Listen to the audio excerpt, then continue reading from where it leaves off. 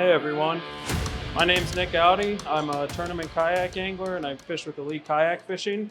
Um, Last year I was able to end up winning their Angler of the Year and the championship. So I did a lot of it on a drop shot, and I just wanted to talk to you guys about drop shot fishing today.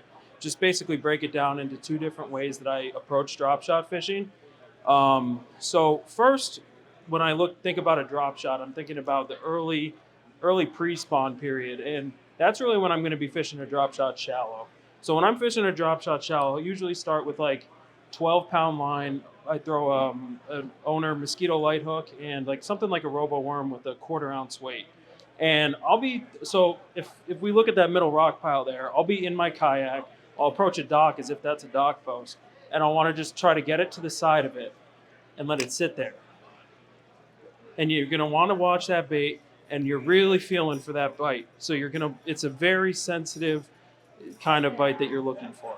So we have little bluegills there, but I mostly am just going to let it sit there, and you're going to try to let the bass come to the drop shot bait. You'll feel the bite just like that. That's a bluegill, but so that's what you're going to be looking for. So I like these longer profiles for the largemouth bass, and I really think that they want to stage on dock posts like that time of year. Like I'm talking like April, May, when right before the spawn, there's gonna be a push, and where you want to really look for is you want to look for docks that have deep water access. That's the biggest thing that I could say, is that docks with deep water access are traditional bass staging places. You're going to want to go fish those corners of the docks that aren't as noticeable, and see you could get that little bite, just keeping the bait right in front of its face. And you'd feel that, and when you get that little bite, that's when you're going to want to set the hook. But I think that when you're fishing docks, you're going to want to throw it to the back corner of the dock, try to get as far back, like where guys coming down the bank aren't just like flipping the front post of the docks. You want to get it to the dock posts that don't have as much pressure on them, and that's usually the back to middle dock posts. So when I'm fishing this in a kayak, I'll be standing up and I'm doing little flips. Like that's like just little flips. You don't want to make too much of a surface disturbance. You want to flip the bait in there, let it sit, and then just basically let it soak for a little bit, and then see the bass going to come over. That's a bluegill again, but you get the point. So yeah, basically it's a dead stick presentation. I think a drop shot, the most thing people do wrong with a drop shot is they're going to throw it out there and they're going to move it way too much. I just like subtle little drags with the drop shot. Just barely creep it along the bottom. And this is for shallow water fishing, like I said in the pre-spawn. Deep water access, docks near deep water, in the middle to front of pockets, that's really where this presentation shines. And it's a thing a lot of guys aren't doing. A lot of guys will be fishing docks and they're going to be flipping a jig, making a lot of noise coming in the docks. And this is just really something, it's a different look for these fish. It's just, I think it's a very, very effective way to catch pre-spawn largemouth. And you could catch smallmouth too doing this, but 1/4 ounce weight, like I said, and heavy line. Heavy line is something I think people fish drop shots on way too light a line sometimes, like especially around cover. If you get a fish on 6-pound line, and you're wrapped up in a dock post or something like that, that fish is going to break you off 9 out of 10 times. And I don't ever really find that there's anything that I see that tells me that fish won't bite on 12-pound line when they would bite on 6-pound. Those type of warmer conditions. There are certain times in the winter. But yeah, so this is one presentation that I really use a lot in the earlier part of the season. Let's see if I can get those fish back there to go. But just like dead stick presentations. Feel for the bite. You just watch, just feel, work it slowly across the bottom.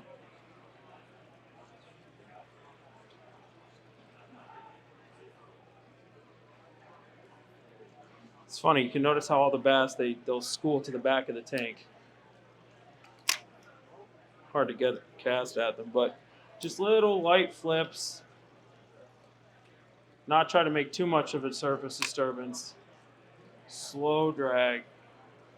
And those bass, they'll stage on those dock posts. Like you don't realize that especially on sunny days, if you have a sunny day and your best bet is throwing a drop shot on the back corners of those dock posts. So just moving on now. So that's like the shallow water fishing that I'll do with this. Moving on now, this is where I really like to drop shot fish, and I think this is where the drop shot shines the most. Would be like a deep water presentation. This is for schooling fish over deep water. You again, deep water access. That's the biggest thing. So this I'll throw on a half ounce tungsten drop shot weight. And usually using max scent. And again, 10-pound line is I think all you need. I don't think you really need to go lighter than that because those fish, they could break off. I've lost fish on 6-pound line. So what I'm looking for basically is I'm looking for the biggest island that I can find when you're fishing like a big northern lake.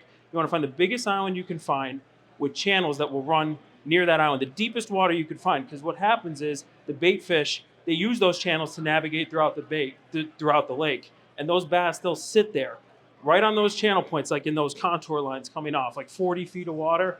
And you could just, and I'm using forward-facing sonar when I'm doing this. So you can go with your forward-facing sonar and you can find these bass that are just sitting on these channel lines, just waiting to catch, just waiting for the bait to blow by. And when that bait blows by, there's a couple of things that I'll do. So most of the time when I'm watching these fish on forward-facing sonar, I'm going to cast out, I'll see them cast out, and I'll try to let the bait fall right through. Most of the time, these fish are eating it on the fall. You'll see the bass come up, follow it right down to the bottom, and eat it. Or on the fall, not even on the bottom. But once in a while, you'll see that they're a little bit shy on the bait. So I'm throwing a pretty heavy one. You can see how fast that is sinking up there. I'm throwing a pretty heavy weight because I'm fishing deep water. So you want to get down there. You want to get down there to those fish. And if you see the fish follow it all the way to the bottom, so for example, right here, if you watch, as I'll drop it, picture this is deeper water. Granted, it's a 5-foot tank, but you drop it, and if you see a fish follow it all the way to the bottom, just let it sit there, because naturally, they want to follow that bait down. And you can see all the fish coming around and looking at it. And a lot of times, you just let it sit there, and eventually, one of those fish is just going to come up and bite it. And I can't tell you how many times I've seen that on forward-facing sonar. The fish will shoot right down to the bottom, and I just let it sit there. Just let it sit. Don't do anything. And that water, there'll be current. The water will be moving more, and eventually, one of those fish will pick it up. Now, obviously, this isn't deep water, and it's not exactly the prime conditions to do it, but that is one trick that I definitely think a lot of people don't realize. If you see fish follow it, let it sit. The other way that I'll catch these fish on forward-facing sonar is, and I think this is more effective on like cloudy days, and if the fish are in like a negative feed mood, you'll be able to tell that they're just not following the lure right away. If you see a bass like this, so for example, this bass right here, you're going to drop down to them on forward-facing sonar. They're looking at the weight, and I'll just hover it in front of their face. And see, that's a bluegill, but they want to check out what's right in front of their face. And if you keep it there long enough, a lot of times they'll just come up and bite it. So again, this is off of islands, 40-foot contour lines. You want to find like flats off of deep water drops. That's what I'm looking for. And like I said, there's 3 ways that you really could catch them. The first way that you could catch these fish, like I said, is letting it just fall straight down. You'll see the fish come and bite it, and then you got them. You'll feel the bite. The second way that you want to do it is you'll see them follow it to the bottom, and they'll most of the time they'll pick it up on the bottom. And these are smallmouth, obviously. And then the third way is to hover it square in front of their face. Now, another thing I'll say that's really important when you're fishing out deep water, big deep water, is that you want to be cognizant of your line positioning. Your line positioning dictates a lot of the action of the bait. And when you're making long bomber casts out over deep water and it's a windy day, you guys know sometimes you'll get a big bow in your line that will come up and it'll just completely change the way the bait falls. So the 2 ways I like to handle that is I will either feather the cast on the end. I could show you like an example here. Now picture this as an overhand cast. When it's going out there, you want to feather the cast like that and hold it and hold your line and then let it drop that way. Or you can put the line on the top of the water and just feed the line into the water that way.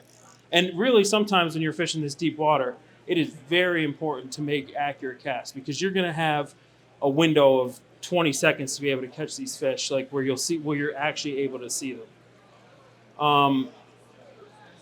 Sometimes I'll change it up with the lure. This is a Berkeley Max scent, and I like the Berkeley Max scent flatworm profile.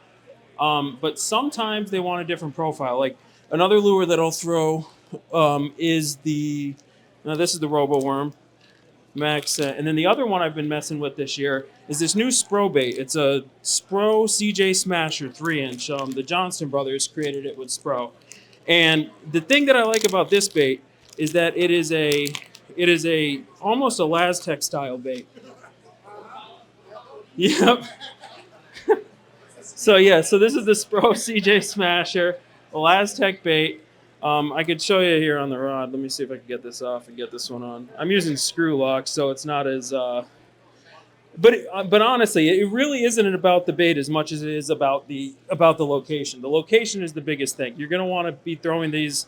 You're gonna want to be fishing this in, like I said, anywhere from 20 to 50 feet of water near channel edges is really what you want to do. That is like the biggest thing. You want to find deep water flats. Now, this is an elastic bait, so I can't get this on a screw lock. But basically, if you're throwing this on a screw lock or on a hook, you'll get it, and it'll just levitate there right in front of the bass's face. But yeah, it won't go on the screw lock. I don't have actual hooks up here. So that one's a good one. Another one that I'll throw a lot will be just like a normal Berkeley gulp. Normal Berkeley gulp, like any kind of fluke style, a flat nose minnow. Those are very good. I find they're better on the Great Lakes though.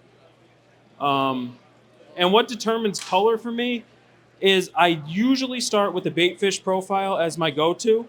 And the other thing so I'll start with bait fish, and if bait fish isn't working, then what I'll do is I'll switch to something completely different, like a stark black. And there's a lot of days where black works better than a minnow color such as this brown back. I'm stuck on here. So, for example, let's see if I can get this big bass back there to bite. So I'm just going to creep it up behind him. Man, I'm getting stuck on the bottom.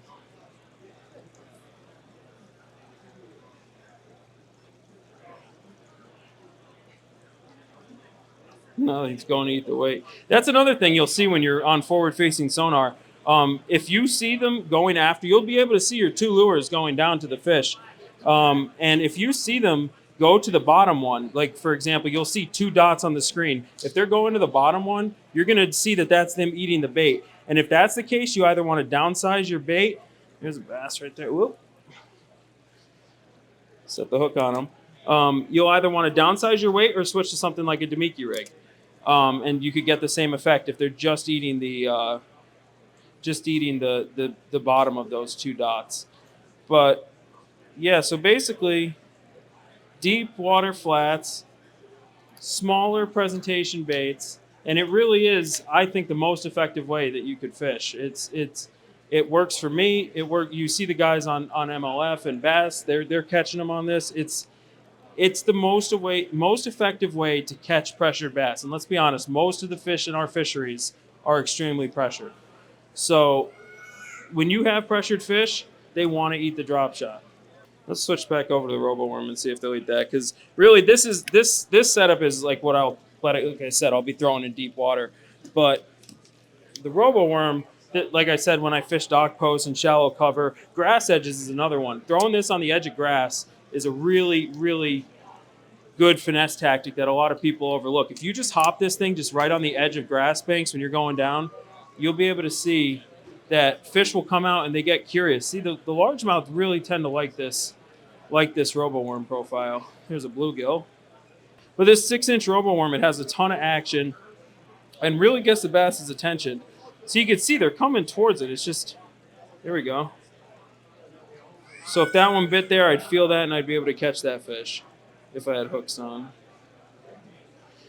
But for some reason, these largemouth, they really tend to like these tequila sunrise colors, the deeper purples. That really is what the largemouth, in my opinion, really key in on in terms of color. The other colors I'll go with are like green pumpkin. I use a lot of green pumpkin, and sometimes that one with the little chartreuse dip on the tail that does wonders.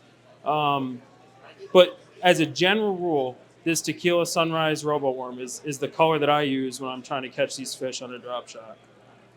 6-inch robo worm has a really nice action underwater. It flows with the water, and this works great. Like I said, dock post, grass edges, shallow cover. This is what I'll throw shallow. This is my standard shallow drop shot bait. In terms of rod actions, you want a pretty nimble rod. This is a G Loomis 822 drop shot rod, which is like the standard one I'll use for this. And sometimes when I'm fishing deeper, I'll even go to the 821 Ned rig rod. I'm throwing this on 15-pound braid to like I said, don't go too light on the leader. I don't think you need it. I think it impacts the action negatively when you're shallow, and you could also break off. You definitely want something that you'd be able to pull fish out of a little bit of a jam with, like if you're fishing up for ducks. Get that back there and see what that does. Another thing, like Nate was talking about earlier, these are great bed fishing lures. It's really good just to throw it in on top of a bed and just let it sit there. And this tank, it does it a little bit, but it's not as much as you would get on a lake. When you have that action from under the water, it really is important just to keep the lure right in place. I know I keep moving it, but these fish just want to keep it there. Oh, am I gonna get the koi to bite? Nope. Oh, he's interested.